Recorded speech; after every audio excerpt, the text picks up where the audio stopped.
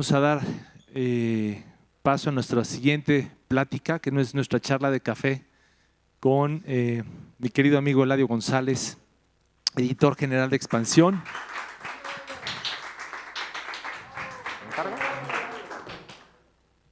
Y va a platicar con...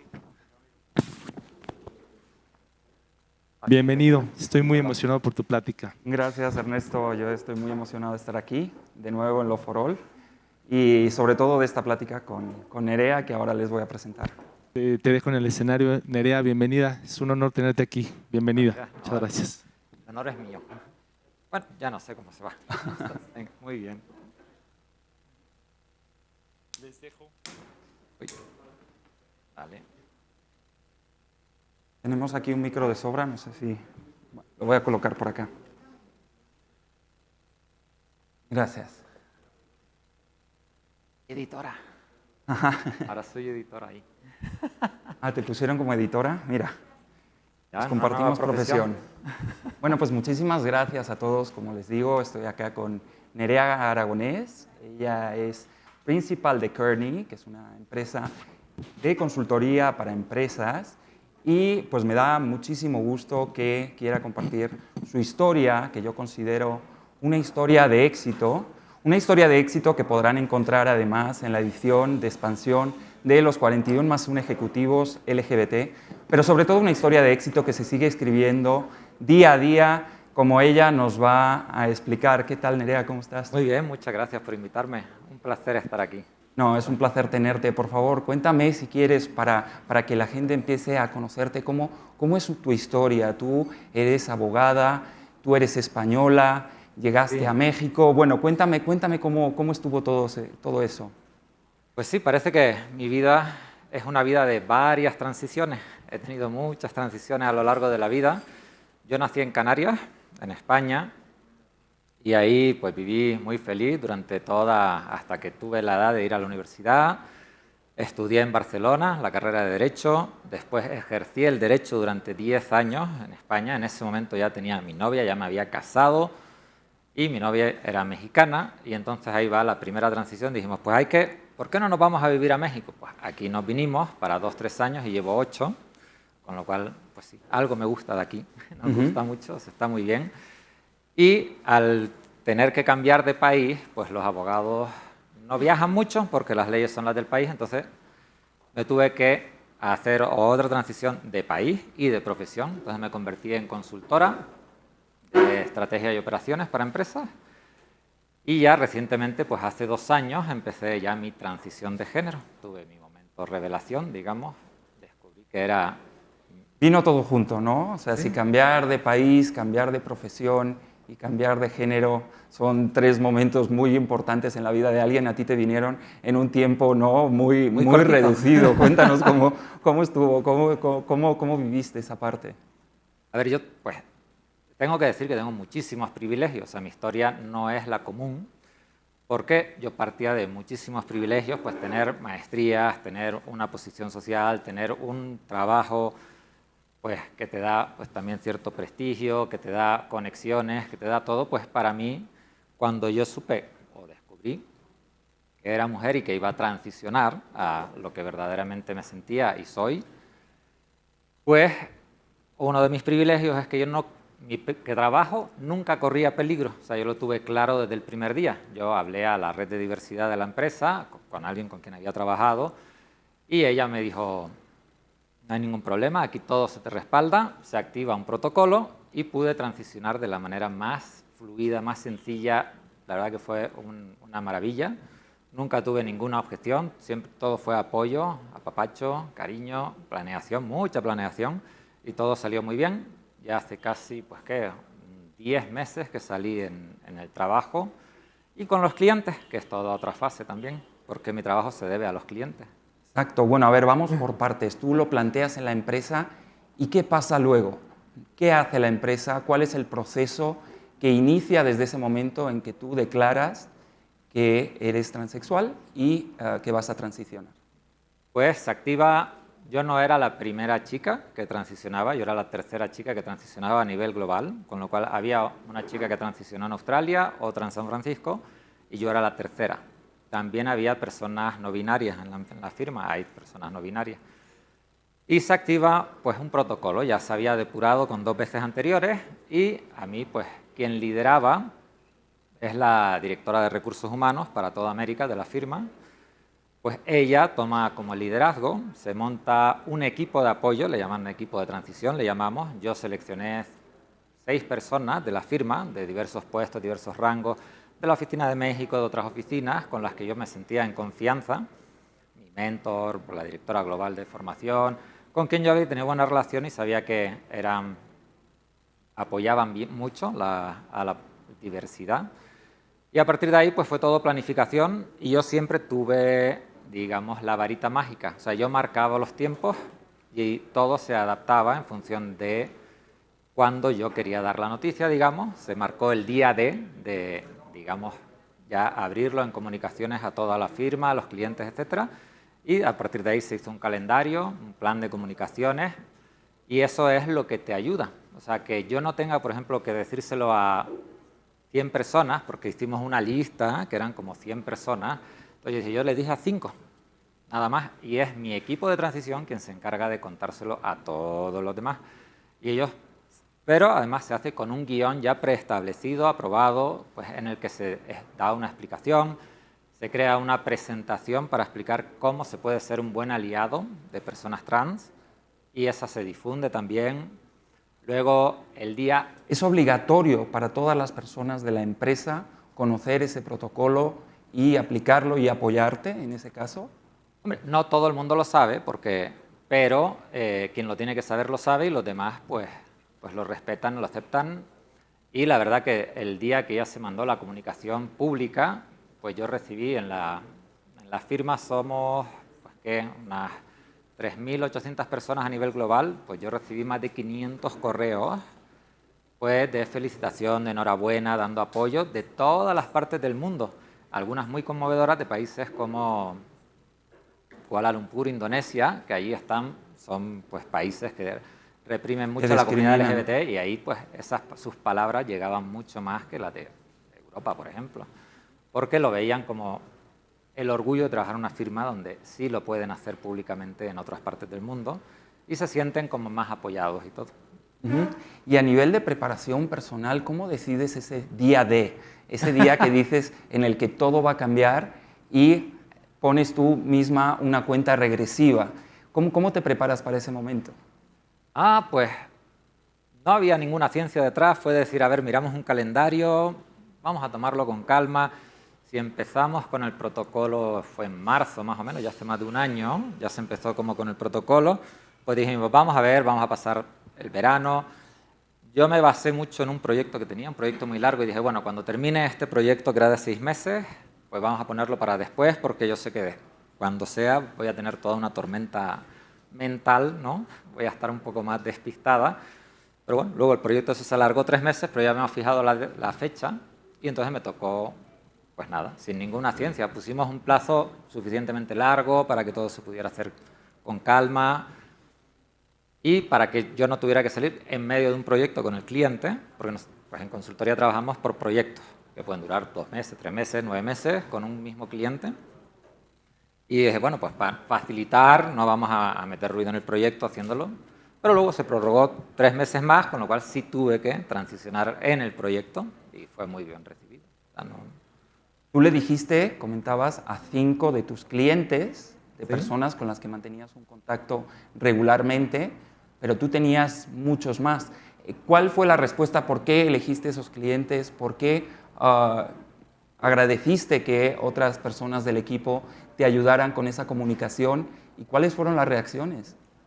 Pues, a ver, cuando tienes que salir y tienes que decir quién eres realmente, es algo que requiere mucha energía, te come energía, te quita, digamos, mucha emoción, porque nunca sabes cómo la otra persona va a reaccionar, ¿no? Lo normal es que reaccionaron bien, pero nunca lo sabes, entonces tienes como la emoción de decirlo, el miedo a la reacción, a cómo reaccionar, entonces ese desgaste me lo ahorraba y yo me centré en los 5 clientes con los que más relación tenía. pues les pedía unos minutitos para hablar y les daba la noticia. Yo, pues sí, la primera vez, con el primero te cuesta más. Y la recepción siempre fue muy positiva. O sea, de hecho, incluso fue alabada por varios rangos del cliente. Yo me relaciono normalmente con los puestos directivos de las empresas, por mi rango, digamos, y todos pues me felicitaron, me dieron la enhorabuena, todo el apoyo que quisieran, el trabajo dentro de esa empresa. Y en ese momento yo estaba en una gran empresa mexicana que es, digamos, familiar, era familiar, o sea, sigue siendo de propiedad familiar. Y me dijeron algunos, me decían, no, pues fíjate, en esta empresa que hace 5 años, pues ser homosexual estaba como no tan bien visto y la gente se ocultaba, hasta ahora, dice que hay una empresa como ustedes que lo asuman, lo respalden, lo apoyen, dice, es muy inspirador. Y yo creo que eso es parte de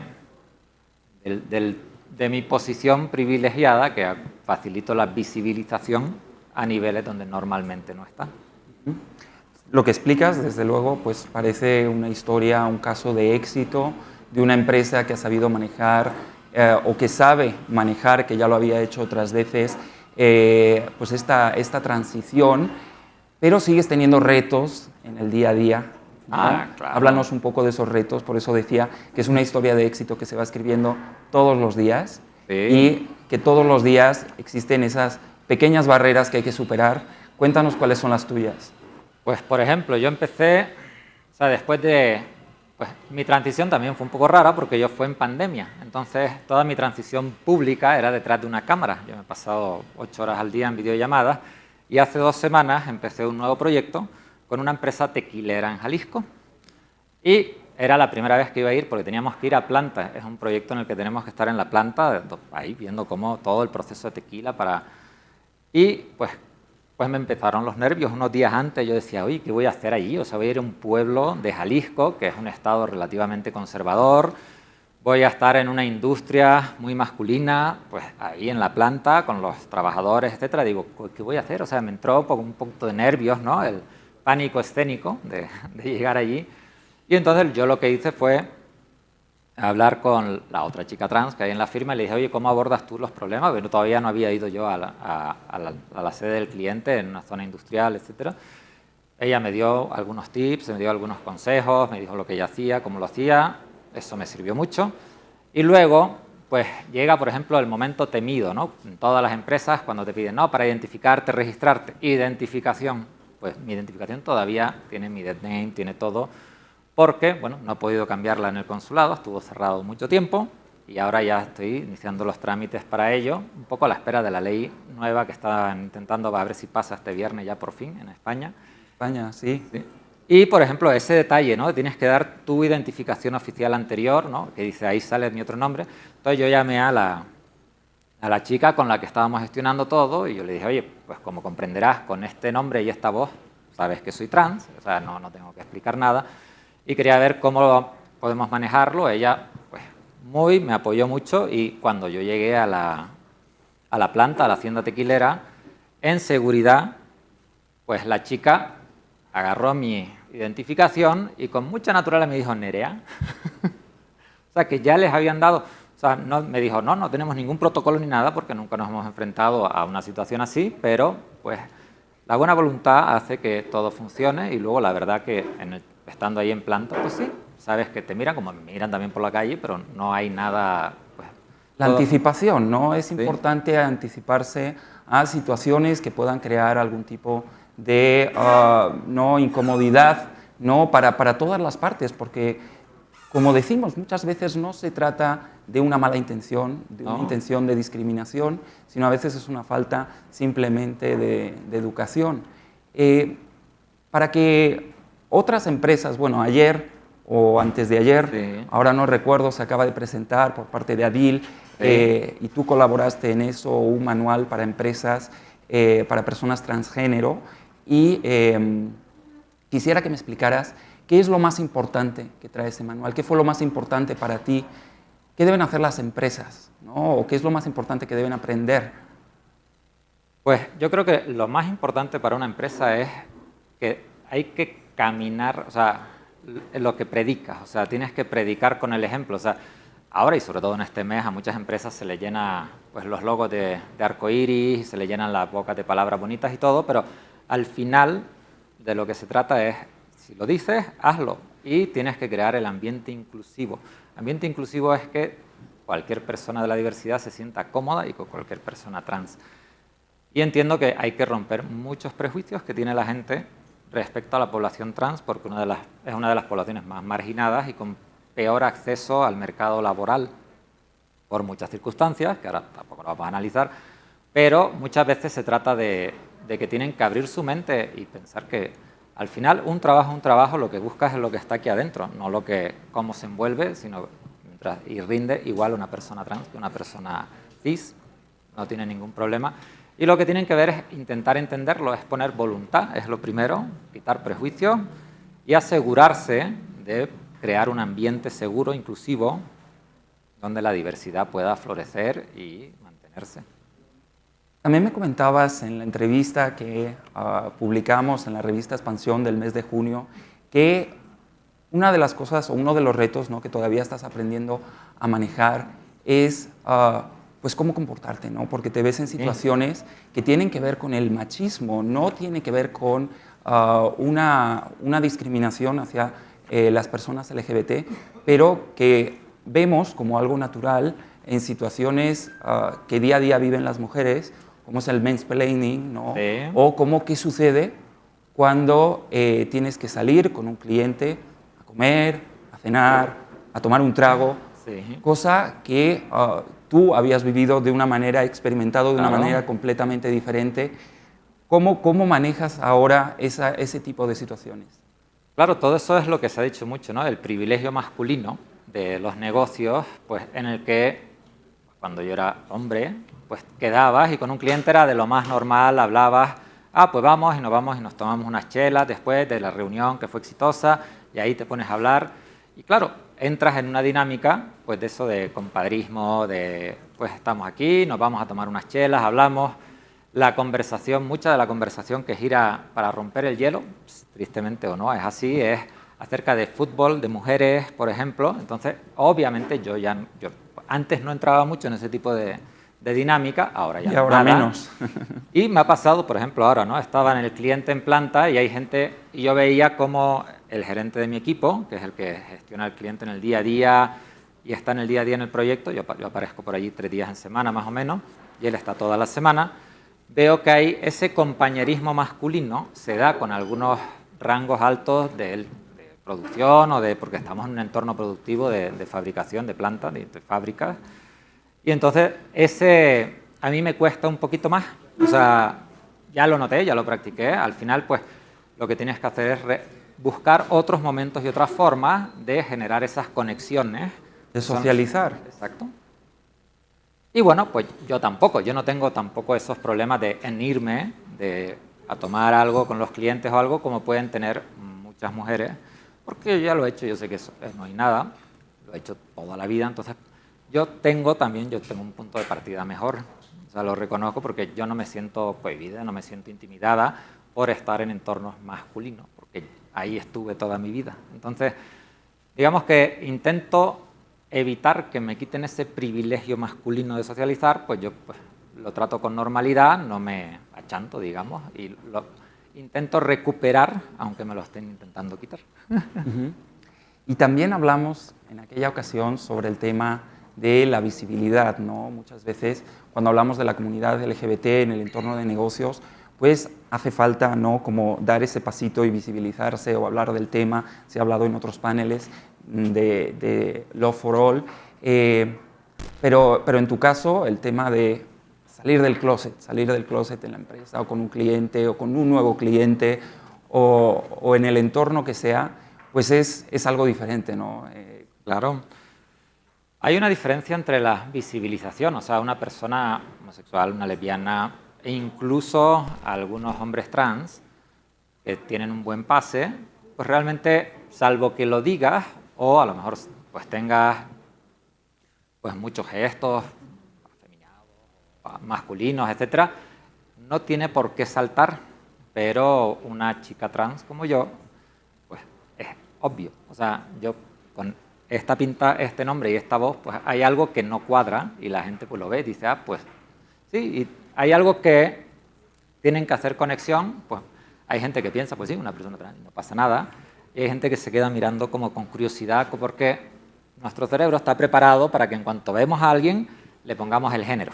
Entonces, cuando encuentran puntos contradictorios, y lo noto mucho, ¿no? Estaba pues, en un bar en el aeropuerto de Guadalajara el otro día, pues el camarero estaba de espaldas y yo hablé y pedí, oye, cuando puedas me pones algo. Y dice, sí, cuando quieras, señor.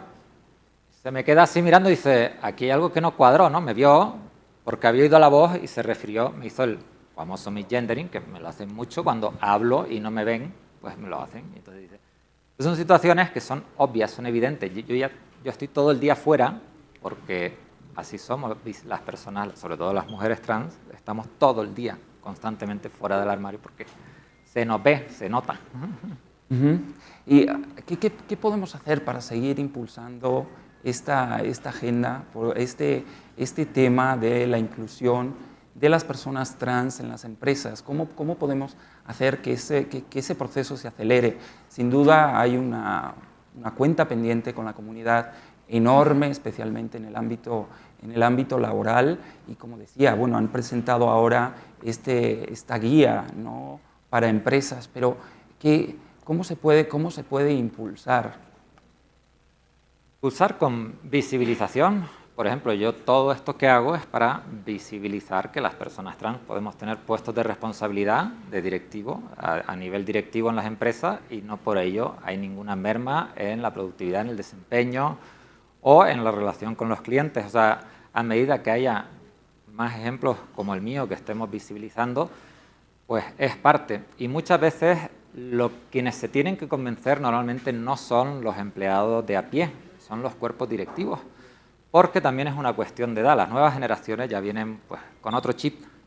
O sea, yo cuando le digo a mis sobrinos de 15, 16 años o menos, soy trans, les da exactamente... Tú tienes una hija, además. Yo tengo una hija de casi 8 años ya, y pues ella con casi 8 años todavía no tiene el constructo binario, y lo tiene súper asumido, súper normal, y me dice papá, y en femenino usa todos los adjetivos, y no pasa nada. O sea, se cambia, los cerebros son plásticos, son flexibles, se pueden adaptar, y es una cuestión de querer, ¿no?, de tener la mente abierta, de querer, y porque sí tenemos muchos años de pues, cultura binaria que nos dan, y esa, pues por ejemplo, si estamos hablando, ¿no?, la generación baby boomer, que son los que ahora dirigen las empresas normalmente, fueron educados en otros tiempos. Ya las generaciones, los millennials, ya no digamos los centennials, pues ya no lo ven, no tienen esos prejuicios, no tienen esos constructos, sino que están con una mente mucho más abierta. Entonces, hay que hacer ver, y muchas veces se trata se requiere, para una verdadera inclusión, se requiere que haya un empuje de arriba hacia abajo, pero que haya también un empuje de abajo hacia arriba. O sea, si no están las dos partes, digamos que la fuerza laboral en su general lo apoye y que también esté apoyado desde la dirección, es difícil que se dé esa verdadera inclusión, con lo cual se trata de sensibilizar, pero sobre todo yo creo que de los rangos medios hacia arriba, porque por cuestiones de edad han sido educados en otras culturas, en otras sociedades, y pues no es ni bueno ni malo, simplemente era así en su momento, y ahora pues hay que ir abriendo esa mente. Y en tu caso, como nos comentabas, la pandemia fue el momento, posiblemente porque tenía que ser así, ¿no?, en el que decidiste transicionar, pero es que la pandemia aparte trajo muchas otras cosas que afectaron culturalmente a las empresas, como la flexibilidad laboral, como una atención diferente o un interés diferente hacia el capital humano, y sobre todo una mayor conciencia, ¿no?, sobre la diversidad, la inclusión. ¿Crees que en cierta manera esto haya sido también un poco un parteaguas, un punto de inflexión para poder empezar a avanzar con pasos más acelerados en los temas de inclusión de la comunidad Yo creo trans? que sí, si es buen aprovechado, puede ser un buen punto de partida porque hay varios cambios que se han dado. El tener que estar trabajando en remoto con videollamadas, pues ha quitado esa forma presencial. Tu forma de expresión de género pues se ha diluido porque básicamente te ven de aquí para arriba en las videollamadas. Entonces te ha permitido una mayor libertad en cómo haces tu expresión de género, en cuanto a cómo te vistes, cómo te comportas, etc.